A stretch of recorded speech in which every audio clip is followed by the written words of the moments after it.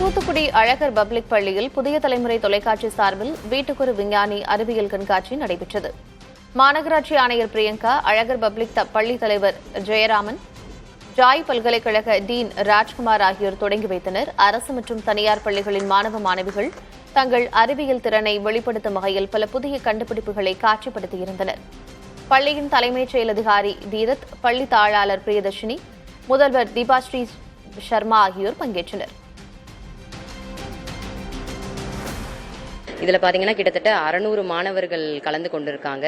அவங்களோட கண்டுபிடிப்பெல்லாம் பார்க்கும்போது பிரமிப்பாக இருந்தது. அவங்களுக்கு இப்போதைக்கு நம்ம சொசைட்டிக்கு என்ன தேவை அப்படிங்கிறத அண்டர்ஸ்டாண்ட் பண்ணி, ப்ளஸ் நிறைய டெக்னாலஜிஸ் ஏஐ யூஸ் பண்ணியிருக்காங்க, ஆர்டினோ போர்ட் ப்ரோக்ராமிங் அதெல்லாம் ஸ்கூல் லெவல்லே கற்றுட்டு இருந்துட்டு அவங்களோட இனோவேஷன்ஸ் எல்லாம் பார்க்கும்போது ரொம்ப வியப்பாகவும் இருக்குது. இதில் கலந்து கொண்ட அனைத்து மாணவர்களுக்கும் என்னுடைய வாழ்த்துக்களை தெரிவித்துக் கொள்கிறேன்.